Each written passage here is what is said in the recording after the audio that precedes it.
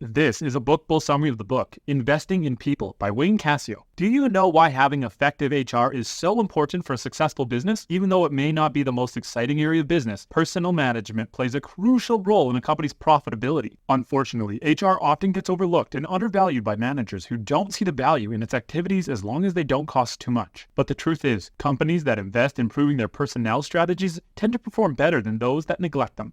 So if you want your business to thrive, it's worth taking HR seriously and finding ways to make it more effective. Why effective HR is key to your company's success. Have you ever thought about how important your company's HR practices are for its success?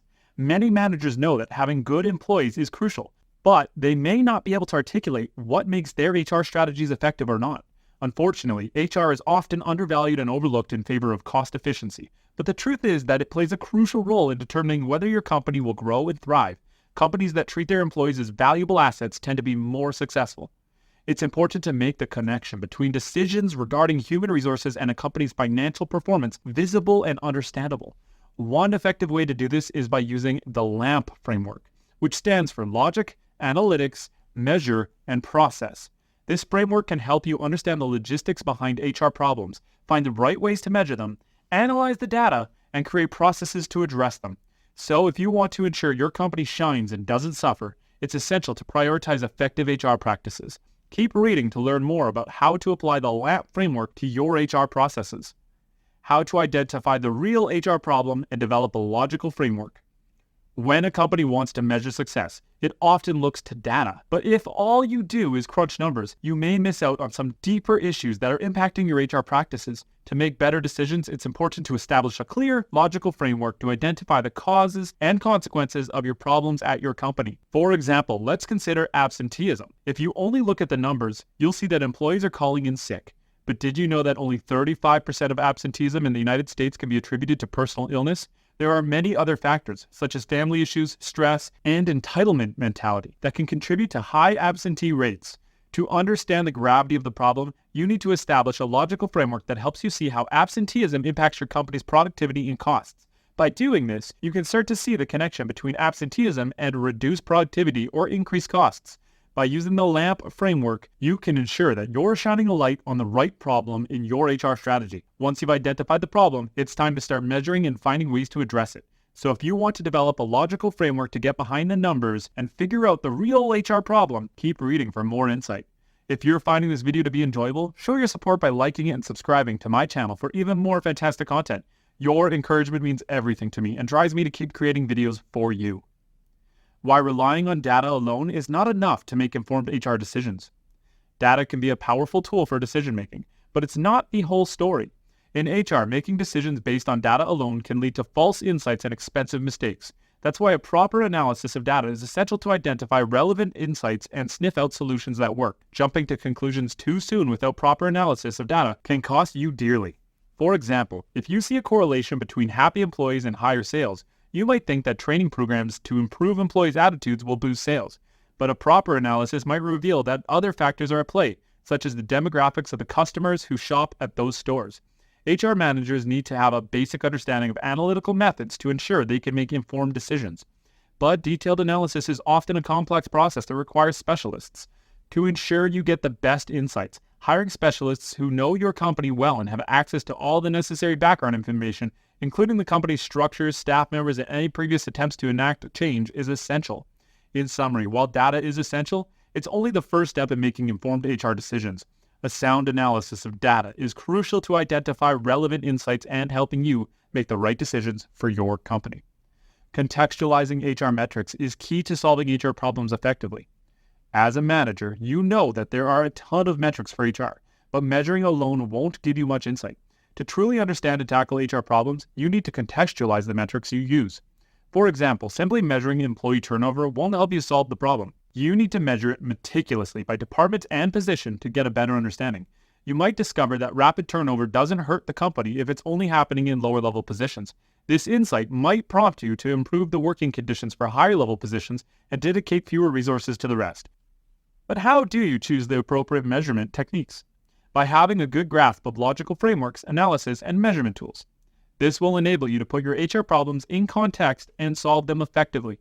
So, as an HR manager, stay up to date on the best practices by reading relevant publications regularly. And remember, by contextualizing your HR metrics, you'll be well on your way to solving your HR problems. Communicating with non-HR managers to implement new HR processes. After researching HR problems and developing new insights, the next step is to ensure the company benefits from your findings. But to do so, non-HR managers must be on board to ensure success. Each company branch has its priorities and focus, so it's important to keep this in mind when communicating with managers. Team managers have different knowledge frameworks and understand the information in light of their job priorities. To effectively engage managers, it's best to communicate in a manner that suits their knowledge framework. Building on what managers already know, such as their focus on profitability and costs, can help grab their attention. For example, you can start outlining a basic turnover cost analysis to help a non-HR manager understand the direct link between HR decisions and the company's bottom line. Once they understand the importance of the new strategy, you can dive into the finer details and explain the analytical tools used to develop the strategy. By effectively communicating with non-HR managers and getting them on board with new HR processes, the company can benefit from the new insights and strategies developed by the HR team. Investing in employee health, a smart financial move for companies. Healthcare costs and sick days can be a financial burden for companies. However, promoting healthier habits such as exercise and healthy eating can help prevent illness like cardiovascular disease, diabetes, and obesity, and reduce healthcare costs. Pitney Bowes, a software company that covered the cost of blood pressure medication for employees with high blood pressure, saw reduced health-related emergencies, absenteeism, and increased productivity as a result. Moreover, studies have shown that high-performing companies invest more in employee health, which leads to increased loyalty and dedication from employees. Investing in employee health can eliminate unnecessary expenses and build a stronger, healthier, and more loyal workforce. Happy employees lead to financial success. Prioritizing employee morale is key to achieving long-term financial success for a company. Research shows that companies with positive employee attitudes have a long-term return of 82%, while those with negative employee attitudes had 37%. Happier, motivated employees are more likely to accept and adapt to innovation, which means the company can constantly improve its offerings.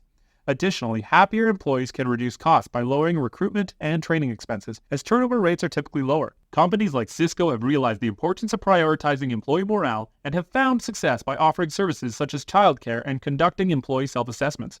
One way to improve employee morale is by implementing work-life programs. These programs aim to help employees balance their work responsibilities with their personal lives, which is especially important as the nature of work has changed dramatically in recent years. With more women in the workforce and a growing number of dual-earner households, childcare has become a more pressing issue. Moreover, studies show that younger generations value flexible work arrangements and a work-life balance over just a high salary. This means companies can no longer rely on pay alone to attract and retain employees. Implementing work-life programs can result in better financial outcomes for companies and decreased costs. Research shows that employees with good work-life balance are healthier, more satisfied, and less likely to miss work or quit their jobs. For example, Scandinavian Airlines, SAS, has invested significantly in work-life programs and has achieved the lowest voluntary turnover rate in the industry in just 2%.